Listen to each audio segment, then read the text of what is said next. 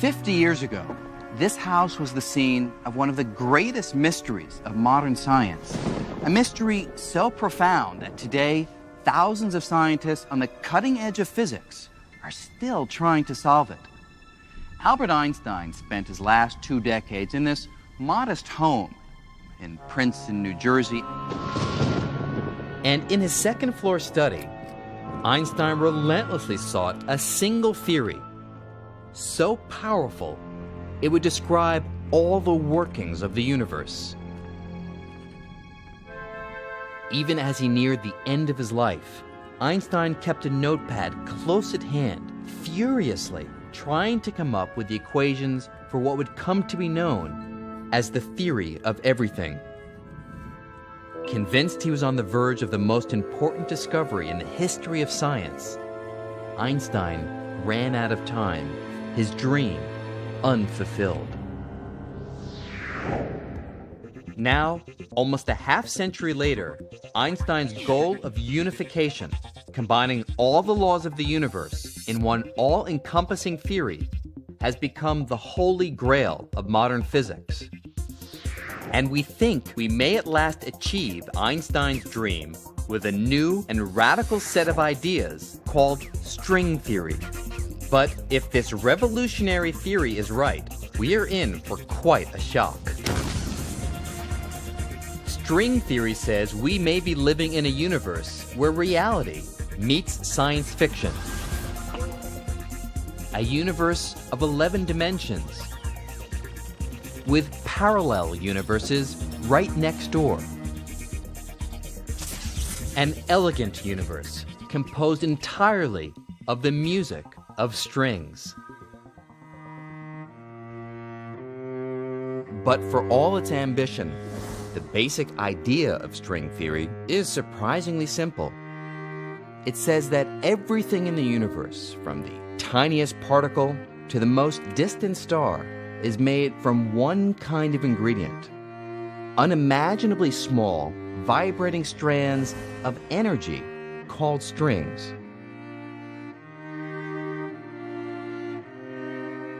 Just as the strings of a cello can give rise to a rich variety of musical notes, the tiny strings in string theory vibrate in a multitude of different ways, making up all the constituents of nature. In other words, the universe is like a grand cosmic symphony, resonating with all the various notes these tiny, vibrating strands of energy can play. String theory is still in its infancy, but it's already revealing a radically new picture of the universe, one that is both strange and beautiful. But what makes us think we can understand all the complexity of the universe, let alone reduce it to a single theory of everything? We have r mu nu minus a half g mu nu r, you remember how this goes, equals 8 pi g t mu nu. It comes from varying the Einstein-Hilbert action, we get the field equations, and this term, remember what this is called? No, that's the scalar curvature. This is the Ricci tensor. Have you been studying this at all? No matter how hard you try, you can't teach physics to a dog. Their brains just aren't wired to grasp it. But what about us? How do we know that we're wired to comprehend the deepest laws of the universe? Well, physicists today are confident that we are. And we're picking up where Einstein left off in his quest for unification.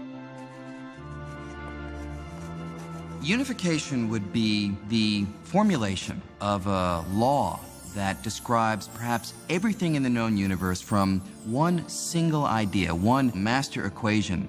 And we think that there might be this master equation because throughout the course of the last 200 years or so, our understanding of the universe has given us a variety of explanations that are all pointing towards one spot. They seem to all be converging on one nugget of an idea that we're still trying to find.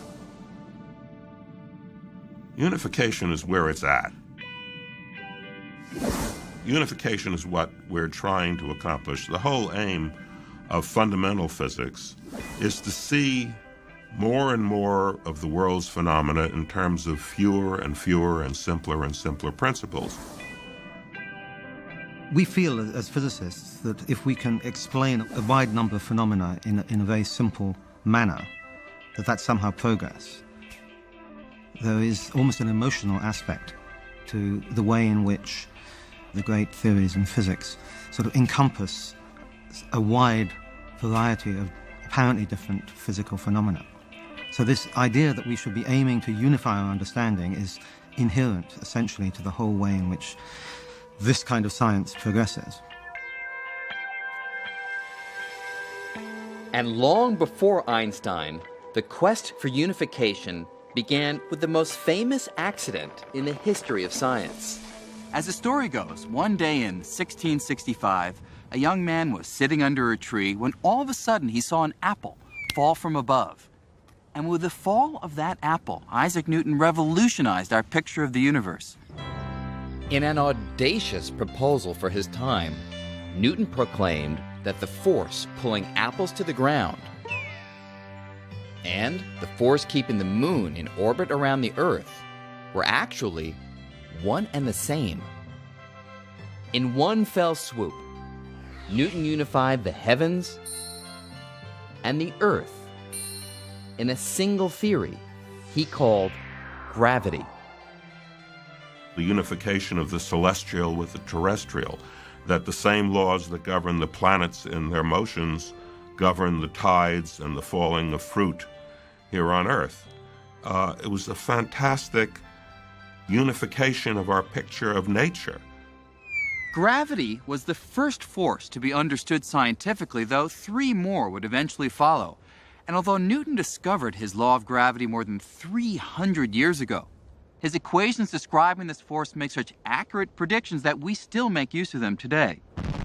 In fact, scientists needed nothing more than Newton's equations to plot the course of a rocket that landed men on the moon. Yet, there was a problem. While his laws described the strength of gravity with great accuracy, Newton was harboring an embarrassing secret. He had no idea how gravity actually works.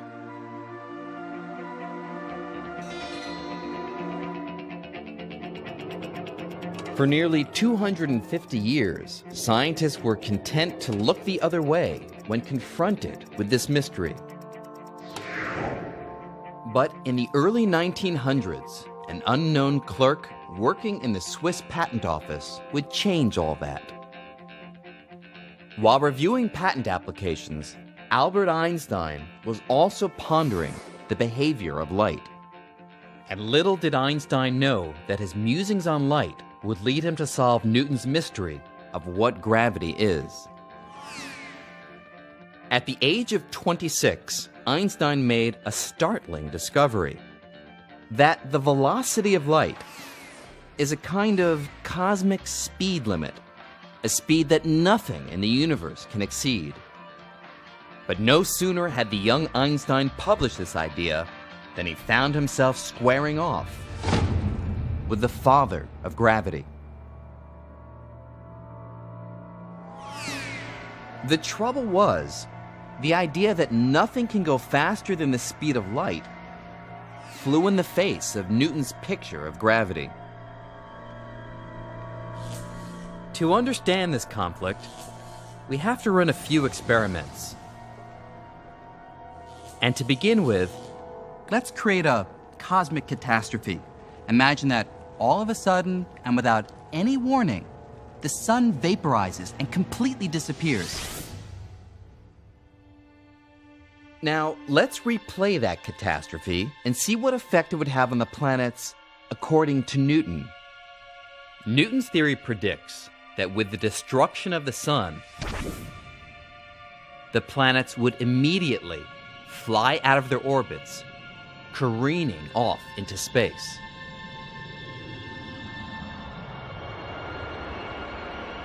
In other words, Newton thought that gravity was a force that acts instantaneously across any distance, and so we would immediately feel the effect of the sun's destruction. But Einstein saw a big problem with Newton's theory. A problem that arose from his work with light. Einstein knew light doesn't travel instantaneously. In fact, it takes 8 minutes for the sun's rays to travel the 93 million miles to the Earth. And since he had shown that nothing, not even gravity, can travel faster than light, how could the Earth be released from orbit before the darkness resulting from the sun's disappearance reached our eyes?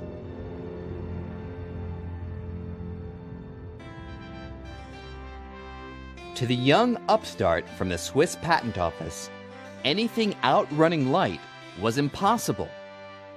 And that meant the 250-year-old Newtonian picture of gravity was wrong. If Newton is wrong, then why do the planets stay up? Because remember, the triumph of Newton's equations come from the quest to understand the planets and the stars, in particular the problem of why do the planets have the orbits that they do. And with Newton's equations, you can calculate the way that the planets will move. Einstein's got to resolve this dilemma. In his late 20s, Einstein had to come up with a new picture of the universe in which gravity does not exceed the cosmic speed limit. Still working his day job in the patent office, Einstein embarked on a solitary quest to solve this mystery. After nearly 10 years of racking his brain, he found the answer in a new kind of unification. Einstein came to think of the 3 dimensions of space and the single dimension of time as bound together in a single fabric of space-time.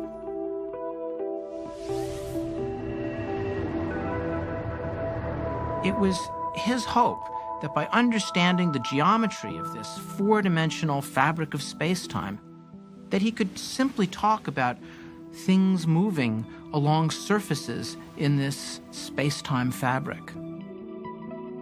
Like the surface of a trampoline, this unified fabric is warped and stretched by heavy objects like planets and stars.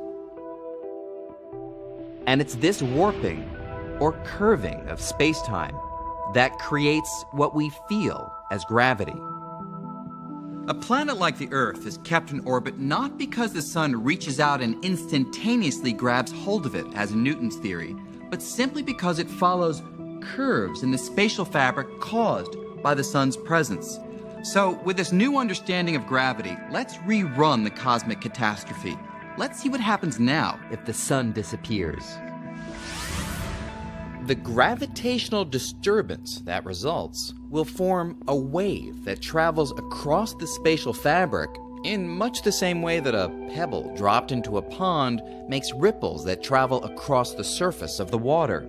So we wouldn't feel a change in our orbit around the sun until this wave reached the Earth. What's more, Einstein calculated that these ripples of gravity travel at exactly the speed of light. And so, with this new approach, Einstein resolved the conflict with Newton over how fast gravity travels. And more than that, Einstein gave the world a new picture for what the force of gravity actually is. It's warps and curves in the fabric of space and time. Einstein called this new picture of gravity general relativity. And within a few short years, Albert Einstein became a household name. Einstein was like a rock star in his day.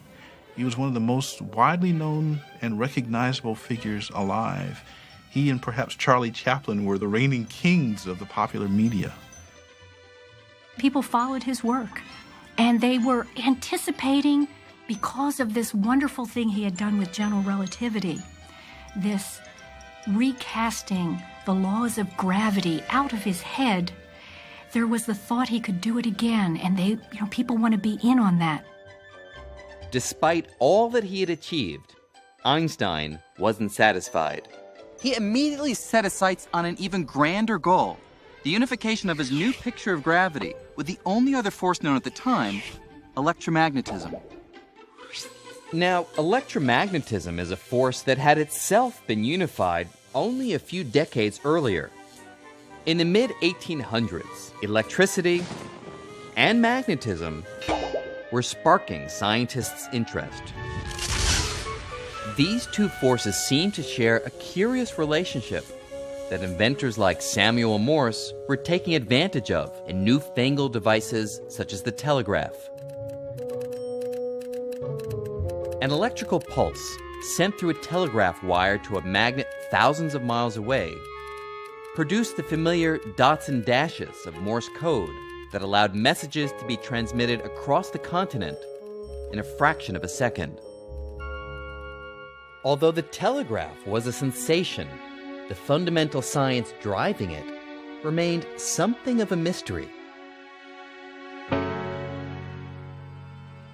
But to a Scottish scientist named James Clerk Maxwell, the relationship between electricity and magnetism was so obvious in nature that it demanded unification.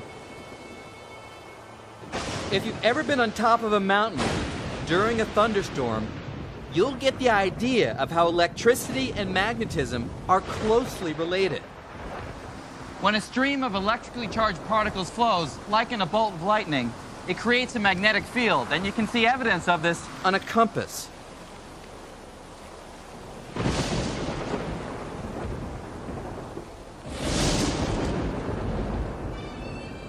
Obsessed with this relationship, the Scot was determined to explain the connection between electricity and magnetism in the language of mathematics.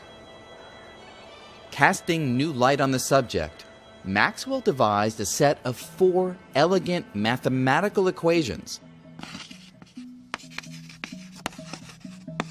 that unified electricity and magnetism in a single force called electromagnetism.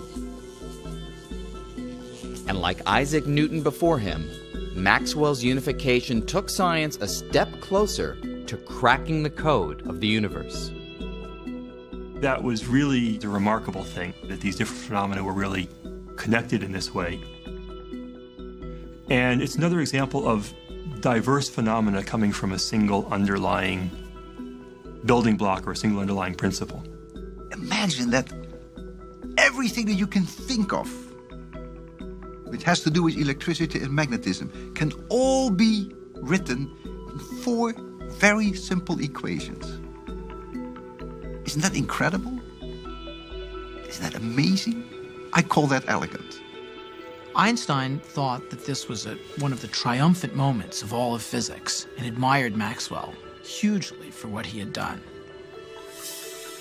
About 50 years after Maxwell unified electricity and magnetism, Einstein was confident that if he could unify his new theory of gravity with Maxwell's electromagnetism, he'd be able to formulate a master equation that could describe everything, the entire universe. Einstein clearly believes that the universe has an overall grand and beautiful pattern to the way that it works. And so to answer the question, why was he looking for the unification? I think the answer is simply that Einstein is one of those physicists who really wants to know the mind of God, which means the entire picture. Today, this is the goal of string theory: to unify our understanding of everything, from the birth of the universe to the majestic swirl of galaxies, in just one set of principles, one master equation.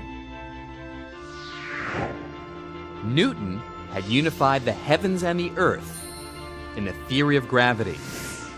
Maxwell had unified electricity and magnetism. Einstein reasoned all that remained to build a theory of everything, a single theory that could encompass all the laws of the universe, was to merge his new picture of gravity with electromagnetism. He certainly had motivation. Probably one of them might have been aesthetics or this quest to simplify. Another one might have been just the physical fact that it seems like the speed of gravity is equal to the speed of light. So if they both go at the same speed, then maybe that's an indication of some underlying symmetry.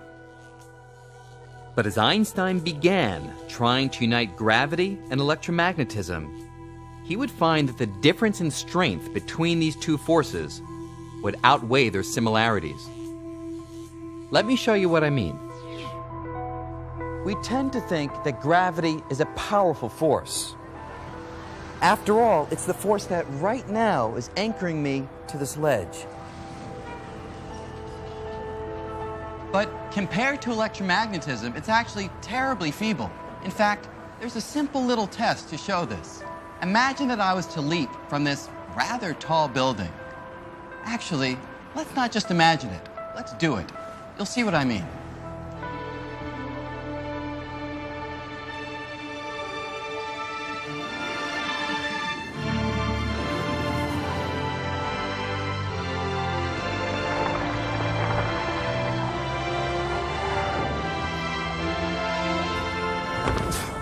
Now, of course, I really should have been flattened, but the important question is, what kept me from crashing through the sidewalk and hurtling right down to the center of the earth? Well, strange as it sounds, the answer is electromagnetism. Everything we can see, from you and me to the sidewalk, is made of tiny bits of matter called atoms. And the outer shell of every atom contains a negative electrical charge. So when my atoms collide with the atoms in the cement, these electrical charges repel each other with such strength that just a little piece of sidewalk can resist the entire Earth's gravity and stop me from falling. In fact, the electromagnetic force is billions and billions of times stronger than gravity. That seems a little strange because gravity keeps our feet to the ground, it keeps the Earth going around the sun. But in actual fact, it manages to do that only because it acts on huge, enormous conglomerates of matter. You know, you, me, the Earth, the sun. But really at the level of individual atoms, gravity is a really incredibly feeble, tiny force. It would be an uphill battle for Einstein to unify these two forces of wildly different strengths. And to make matters worse, barely had he begun before sweeping changes in the world of physics would leave him behind.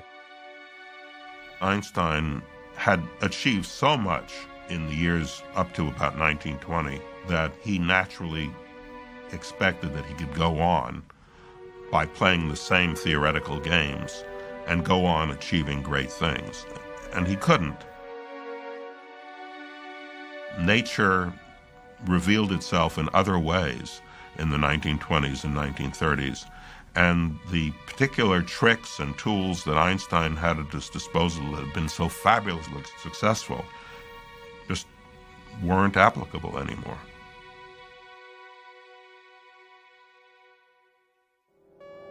You see, in the 1920s, a group of young scientists stole the spotlight from Einstein when they came up with an outlandish new way of thinking about physics. Their vision of the universe was so strange, it makes science fiction look tame, and it turned Einstein's quest for unification on its head. Unification. Unification. Led by Danish physicist Niels Bohr, these scientists were uncovering an entirely new realm of the universe. Atoms, long thought to be the smallest constituents of nature, were found to consist of even smaller particles, the now familiar nucleus of protons and neutrons, orbited by electrons. And the theories of Einstein and Maxwell were useless at explaining the bizarre way these tiny bits of matter interact with each other inside the atom. there was a tremendous mystery about how to account for all this, how to account for what was happening to the nucleus as the atom began to be pried apart in different ways. And the old theories were totally inadequate to the task of explaining them. Gravity was irrelevant, it was far too weak, and electricity and magnetism was not sufficient. Without a theory to explain this strange new world, these scientists were lost in an unfamiliar atomic territory, looking for any recognizable landmarks.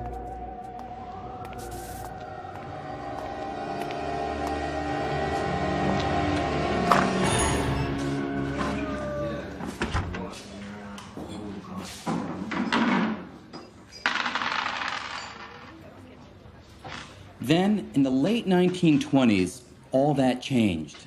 During those years, physicists developed a new theory called quantum mechanics, and it was able to describe the microscopic realm with great success.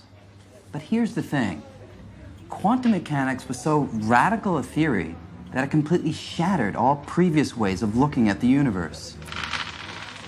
Einstein's theories demand that the universe is orderly and predictable. But Niels Bohr disagreed.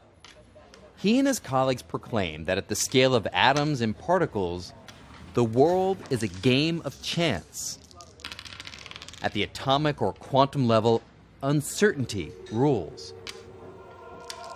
The best you can do, according to quantum mechanics, is predict the chance or probability of one outcome or another. And this strange idea opened the door to an unsettling new picture of reality.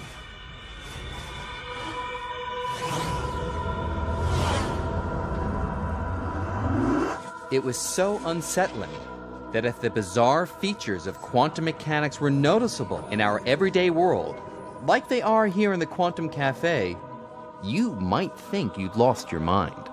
The laws in the quantum world are very different from the laws that we are used to. Our daily experiences are totally different from anything that you would see in the quantum world.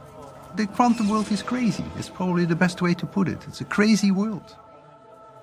For nearly 80 years, quantum mechanics has successfully claimed that the strange and bizarre are typical of how our universe actually behaves on extremely small scales.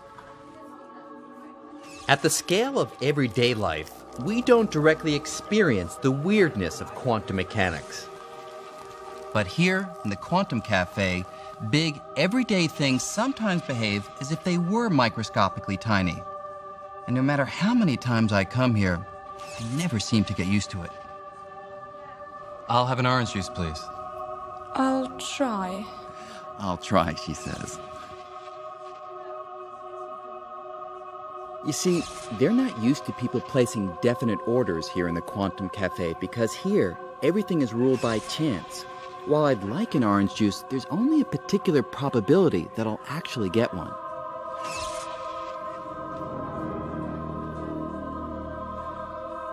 And there's no reason to be disappointed with one particular outcome or another because quantum mechanics suggests that each of the possibilities, like getting a yellow juice or a red juice, may actually happen. They just happen to happen in universes that are parallel to ours, universes that seem as real to their inhabitants as our universe seems to us. If there are 1,000 possibilities and quantum mechanics cannot with certainty say which of the 1,000 it will be, then all 1,000 will happen. Yeah, you can laugh at it and say, well, that has to be wrong. But there are so many other things in physics which at the time that people came up with had to be wrong, but it wasn't. You have to be a little careful, I think, before you say this is clearly wrong. And even in our own universe, quantum mechanics says there's a chance that things we'd ordinarily think of as impossible can actually happen. For example, there's a chance that particles can pass right through walls or barriers that seem impenetrable to you or me. There's even a chance that I could pass through something solid, like a wall. Now, quantum calculations do show that the probability for this to happen in the everyday world is so small that I'd need to continue walking into the wall for nearly an eternity before having a reasonable chance of succeeding. But here, these kind of things happen all the time. You have to learn to abandon those assumptions that you have about the world in order to understand quantum mechanics. In my gut, in my belly, do I feel like I have a deep intuitive understanding of quantum mechanics? No. And neither did Einstein. He never lost faith that the universe behaves in a certain and predictable way. The idea that all we can do is calculate the odds that things will turn out one way or another was something Einstein deeply resisted. Quantum mechanics says that you can't know for certain the outcome of any experiment. You can only assign a certain probability to the outcome of any experiment. And this Einstein disliked intensely. He used to say, God does not throw dice. Yet experiment after experiment showed Einstein was wrong, and that quantum mechanics really does describe how the world works at the subatomic level. So quantum mechanics is not a luxury, something that you can do without. I mean, why is water the way it is? Why does light go straight through water? Why is it transparent? Why are other things not transparent? How do molecules form? Why are they reacting the way they react? The moment that you want to understand anything at an atomic level, as non-intuitive as it is, at that moment you can only make progress with quantum mechanics. Quantum mechanics is fantastically accurate. There has never been a prediction of quantum mechanics that has contradicted an observation. Never. By the 1930s, Einstein's quest for unification was floundering, while quantum mechanics was unlocking the secrets of the atom. Scientists found that gravity and electromagnetism are not the only forces ruling the universe. Probing the structure of the atom, they discovered two more forces. One, dubbed the strong nuclear force, acts like a superglue, holding the nucleus of every atom together, binding protons to neutrons. And the other, called the weak nuclear force, allows neutrons to turn into protons, giving off radiation in the process. At the quantum level, the force we're most familiar with, gravity, was completely overshadowed by electromagnetism and these two new forces. Now, the strong and weak forces may seem obscure, but in one sense at least, we're all very much aware of their power. At 5:29 on the morning of July 16, 1945, that power was revealed by an act that would change the course of history. In the middle of the desert in New Mexico, at the top of a steel tower, about 100 feet above the top of this monument, the first atomic bomb was detonated. It was only about 5 feet across, but that bomb packed a punch equivalent to about 20,000 tons of TNT.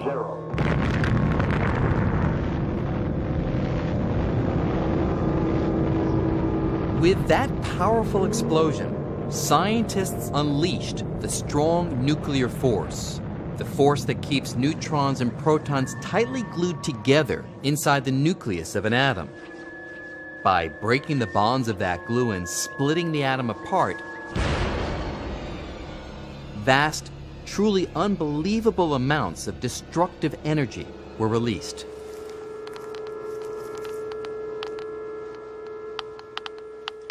We can still detect remnants of that explosion through the other nuclear force, the weak nuclear force, because it's responsible for radioactivity. And today, more than 50 years later, the radiation levels around here are still about 10 times higher than normal. So, although in comparison to electromagnetism and gravity, the nuclear forces act over very small scales, their impact on everyday life is every bit as profound. But what about gravity? Einstein's general relativity. Where does that fit in at the quantum level? Quantum mechanics tells us how all of nature's forces work in the microscopic realm, except for the force of gravity. Absolutely no one could figure out how gravity operates when you get down to the size of atoms and subatomic particles. That is, no one could figure out how to put general relativity and quantum mechanics together into one package. For decades, every attempt to describe the force of gravity in the same language as the other forces, the language of quantum mechanics, has met with disaster. You try to put those two pieces of mathematics together, they do not coexist peacefully. You get answers that the probabilities of the event you're looking at are infinite. Nonsense. It's not profound, it's just nonsense. It's very ironic because it was the first force to actually be understood in some decent quantitative way, but it still remains split off and very different from the other ones. The laws of nature are supposed to apply everywhere.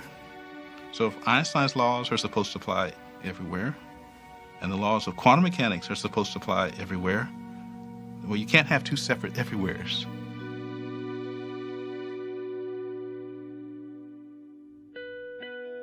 In 1933, after fleeing Nazi Germany, Einstein settled in Princeton, New Jersey.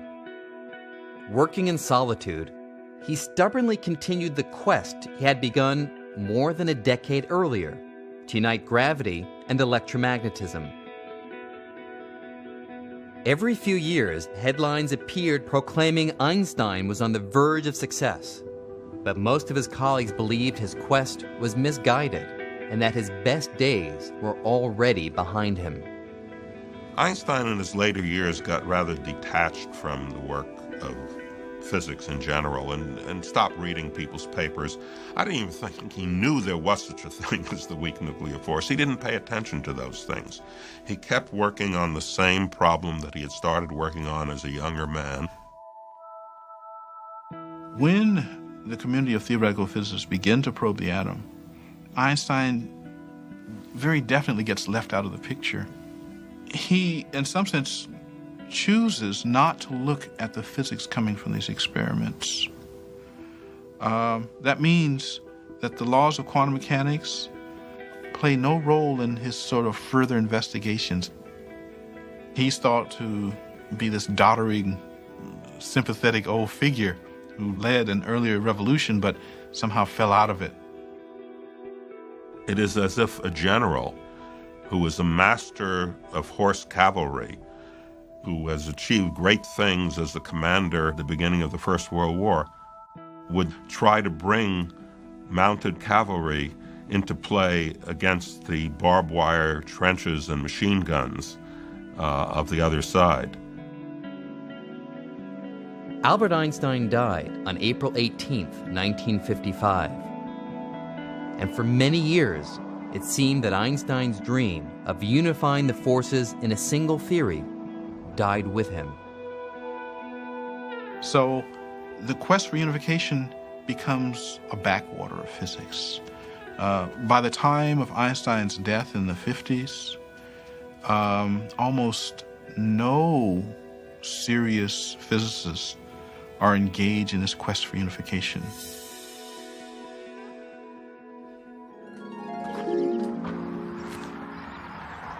In the years since, physics split into two separate camps. One that uses general relativity to study big and heavy objects, things like stars, galaxies, and the universe as a whole.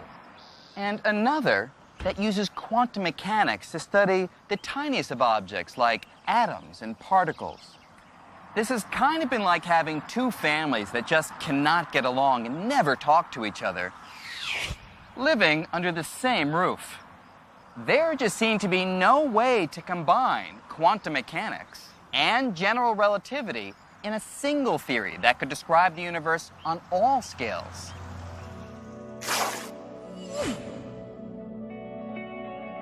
Now, in spite of this, we've made tremendous progress in understanding the universe. But there's a catch. There are strange realms of the cosmos that will never be fully understood until we find a unified theory. And nowhere is this more evident than in the depths of a black hole. A German astronomer named Karl Schwarzschild first proposed what we now call black holes in 1916. While stationed on the front lines in World War I, he solved the equations of Einstein's general relativity in a new and puzzling way. Between calculations of artillery trajectories, Schwarzschild figured out that an enormous amount of mass, like that of a very dense star, concentrated in a small area, would warp the fabric of space-time so severely that nothing, not even light, could escape its gravitational pull. For decades, physicists were skeptical that Schwarzschild's calculations were anything more than theory. But today, satellite telescopes probing deep into space are discovering regions with enormous gravitational pull that most scientists believe are black holes. Schwarzschild's theory now seems to be reality. So, here's the question.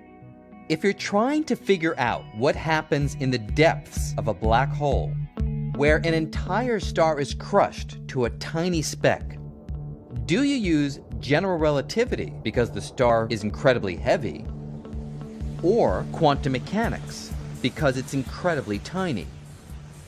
Well, that's the problem.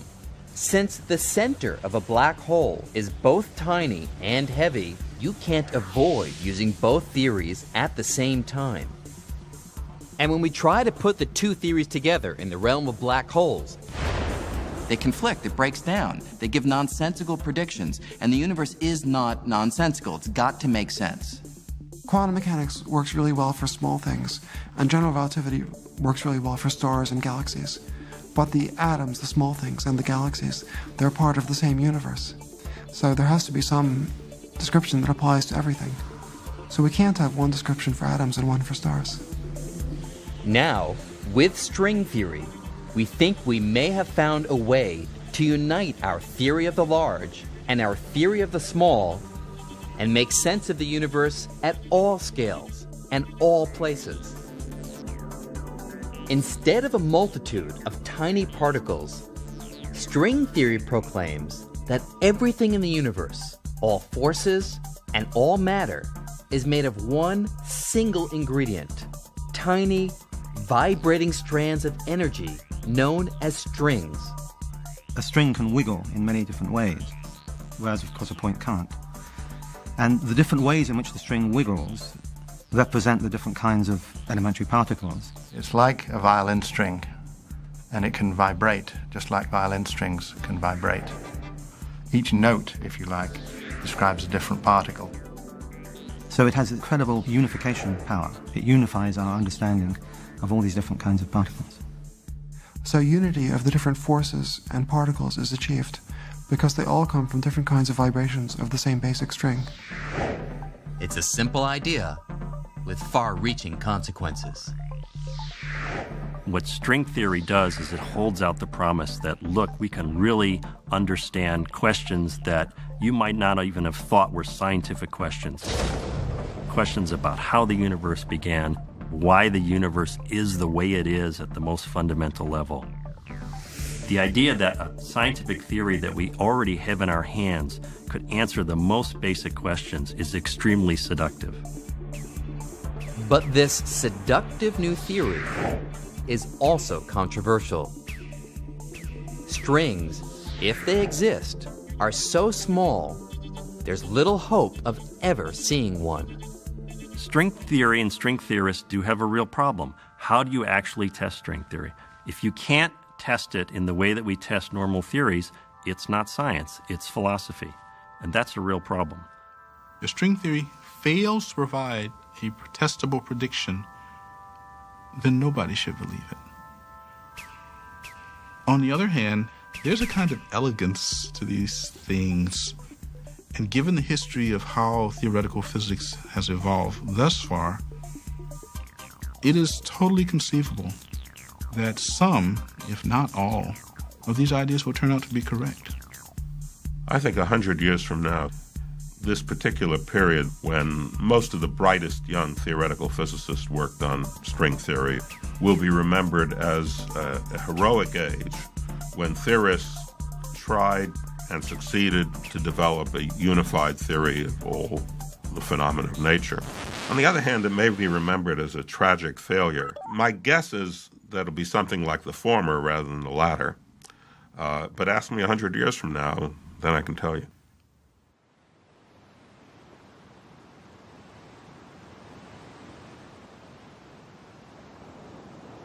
Our understanding of the universe has come an enormously long way during the last 3 centuries. Just consider this. Isaac Newton, who's perhaps the greatest scientist of all time, once said, "I have been like a boy, playing on the seashore, diverting myself and now and then finding a smoother pebble or prettier shell than usual, while the great ocean of truth lay before me, all undiscovered." And yet, 250 years later, Albert Einstein, who was Newton's true successor, was able to seriously suggest that this vast ocean, all the laws of nature, might be reduced to a few fundamental ideas expressed by a handful of mathematical symbols. And today, a half-century after Einstein's death, we may at last be on the verge of fulfilling his dream of unification with string theory.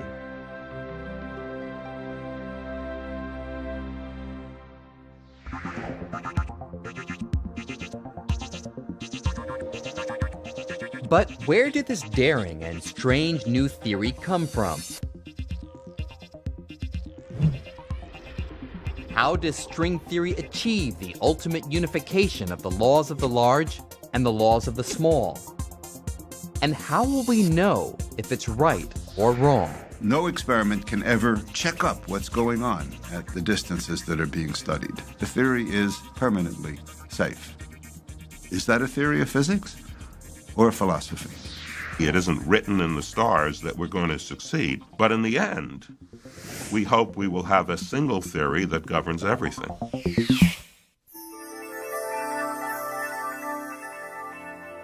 On NOVA's website, go behind the scenes with Brian Greene. Journey into the subatomic world. Play with strings. Picture other dimensions and much more. Find it on pbs.org.